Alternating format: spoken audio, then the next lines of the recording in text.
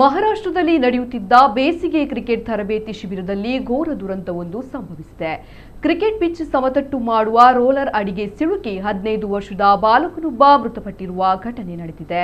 ಮೃತಪಟ್ಟ ಬಾಲಕನನ್ನ ಆರವ್ ಅಲಿಯಾಸ್ ವೀರೇನ್ ಚೌಧರಿ ಎಂದು ಗುರುತಿಸಲಾಗಿದೆ. ಕ್ರಿಕೆಟ್ ತರಬೇತಿ ಶಿಬಿರದಲ್ಲಿ ಪಿಚ್ ಸಮತಟ್ಟು ಮಾಡಲು 12 ರಿಂದ 15 ಮಕ್ಕಳಿಗೆ ಕೋಚ್ಗಳು ಸೂಚಿಸಿದ್ದರು. ಅದರಂತೆ ಮಕ್ಕಳೆಲ್ಲ ಸೇರಿ ಭಾರೀ ತೂಕದ ರೋಲರ್ ಅನ್ನ ಎಳೆಯುತ್ತಿದ್ದಾಗ ಆರವ್ ಆಕಸ್ಮಿಕವಾಗಿ ಕಾಲು ಜಾರಿ ಬಿದ್ದಿದ್ದಾನೆ. ಈ ವೇಳೆ ರೋಲರ್ ಅವನ ದೇಹದ ಮೇಲೆ ಹರಿದಿದೆ.